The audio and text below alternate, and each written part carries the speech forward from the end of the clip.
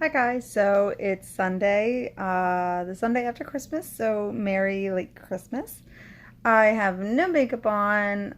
As I've told you in other videos, I work for a school, and anybody that works for a school knows we do not put makeup on. We look like normal human beings. We're in our pajamas almost 24/7. Um, so I'm in my bed. I'm actually getting over, me and my whole family are getting over a massive, I think it was more like the stomach flu, and it lasts for days. Like, I am literally still in bed, under covers, not feeling the greatest. I just took a shower.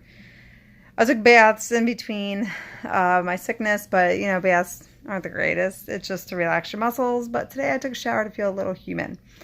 The reason I'm making you this video today because I have talked about hormones, and I want to start sharing with you my experience because in about, not this Tuesday, the following Tuesday, I'm having surgery. Not a lot of people talk about it. It's getting out there more than before, but here I go. I have endometriosis. A lot of women do. A good bulk of women do it, don't know it. Some do that I'm finding are having similar stories as I do. I had a hysterectomy in 2016, I want to say. Back then, they thought that was the cure-all, that would be the solving of all issues of endometriosis, which is it's cells that grow. They're painful. They grow like on the outside of the uterus. I may have gotten some of that wrong, but needless to say, my uterus, my cervix, my fallopian tubes, and one ovary is gone. There he is. I'm scot-free. No more endometriosis, no more cell growth. Well, that has been kicked to the curb. I have had multiple since the years, scrapings of the new cells that have grown on the back wall of my uterus.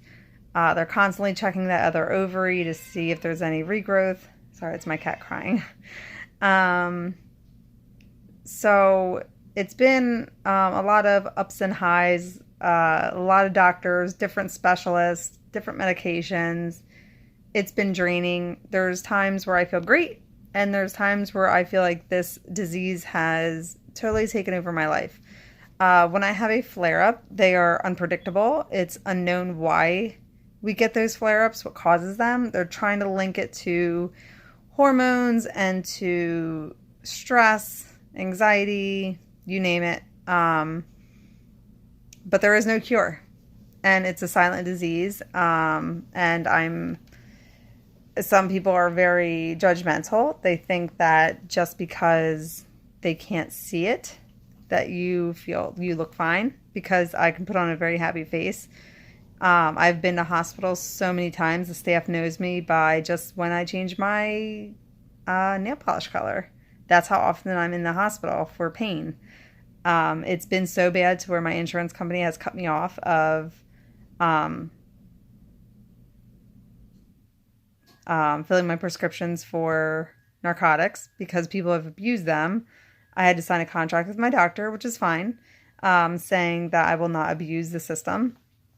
So I'm paying out of pocket for narcotics when I'm in desperate need of the pain pills because there is no other cure. I'm not going to get all involved in certain drugs that they've wanted me to take and why I'm not taking them. But since August of this summer, I have been getting cysts on that one ovary that I still have. All women have cysts every month. It's just because I don't have my uterus doesn't mean I don't ovulate. I just don't get my period. So that being said, yes, I get cysts. Some grow bigger, some last longer than normal. It is putting pressure on the nerves of my cells of the endometriosis. There's two kinds of endometriosis. I don't know the exact names or categories, but mine have nerve endings. So I can only have, like, say, 2 little cells, but the nerve endings hurt. And so when anything is putting pressure on them, it sends me through a whirlwind, and I swear I'm dying, and I know I'm not. I've been to pain management for the issue. So we went in a couple months before August because I had a pretty, not large, but big enough cyst that it just wasn't going away. They took it out, which they did take out half my ovary. They want to keep them hormones going because it's good for your heart, it's good for your bones, it's just good for you all together. It's your natural hormones that all women have. So since August, I have been in the hospital continuously. It's been where I am living a double life. I can go to work and maybe on a Thursday or Friday, I will end up in the hospital for a few hours just to get pumped with saline and narcotics to knock out that pain. And when everyone says, "How was your weekend?" I smile and I say, "It's been great." And little do they know I've been hooked up to machines to monitor my heart rate because of the narcotics and, this and that, and sitting in waiting rooms or taken by ambulance. And my kids have to see it. And a little, another little info, if you have daughters, or, even sons that will have daughters, endometriosis is hereditary. So I'm sure somewhere down the bloodline, whether my mom's or my dad's side, somebody along the way has had endometriosis. You don't outgrow it. Some women are riddled with it and don't even know. So yeah. So back to what I was saying about the cyst. So yeah, since August, this has been my pattern. It's becoming a pattern. I know when I'm ovulating because the pain is so awful. I try to bear down and just get through it. I know I can get through it, but there's times I give in. It feels like my insides are going to fall out. So let's see, in December, maybe November, December, I went to the hospital 2 or 3 times in 1 week because it was that bad. I could not get a hold of my OB. He was book solid. I wasn't even able to see a physician's assistant. When it comes to this, it's him. He wants all hands on deck. So when I finally got an appointment with him, he doesn't like talking about taking out the ovary because I am so young, because I'm 37, which is young. The minute we take out that ovary, I will go through menopause. He doesn't want that for me. This has been a discussion of me and him back and forth for years.